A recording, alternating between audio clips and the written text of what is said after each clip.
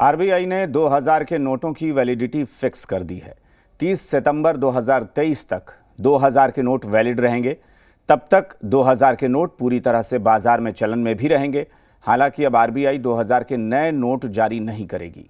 अगर आपके पास 2000 के नोट हैं और आपको लगता है कि बाजार में नोट नहीं चल रहे, तो परेशान होने की जरूरत नहीं है। आप 23 मई से 30 सितंबर तक बैंक से 2000 के नोट बदल सकते हैं। हालांकि 2000 की नोटबंदी पर सियासत खूब हो रही है। यह रिपोर्ट देखिए।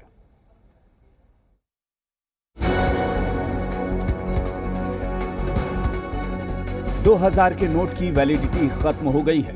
अब 30 सितंबर तक 2000 के नोट बाजार में चलन में रहेंगे।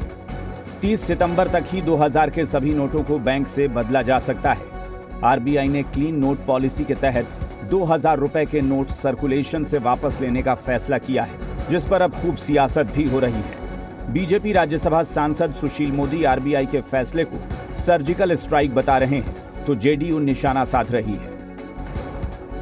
2000 रुपये के नोट के कारण जो टेरर फंडिंग है, जो काला धन है, जो ड्रग माफिया है, जो क्रिप्टो करेंसी है, उसी में इसका इस्तेमाल हो रहा था और यूं भी ये प्रचलन से बाहर था।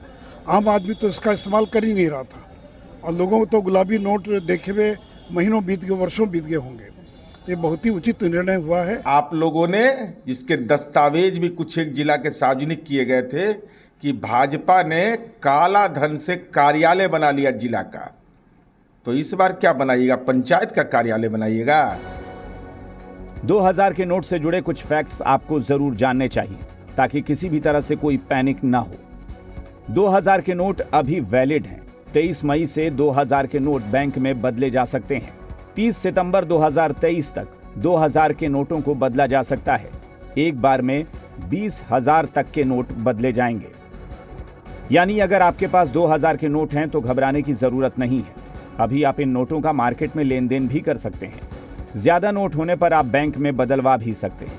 केंद्रीय गृह राज्य मंत्री नित्यानंद राय आरबीआई के फैसले का स्वागत कर रहे हैं, तो आरजेडी केंद्र सरकार पर तल्ख है। फैसला किया है, कैसे देखते हैं? कुछ अच्छा ही सोचकर फैसला हुआ होगा।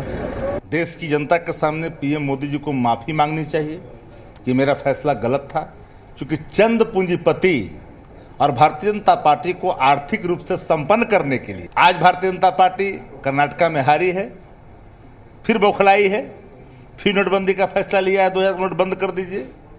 तो दोनों फैसले एक साथ सही नहीं हो सकते।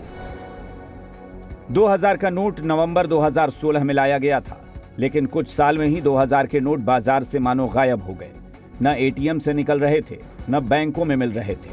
आम चलन से 2000 के नोट करीब करीब बाहर हो गए थे। इस गुलाबी करेंसी को बंद करने का मकसद आरबीआई को पता है, लेकिन पक्ष और विपक्ष को मुद्दा मिला है।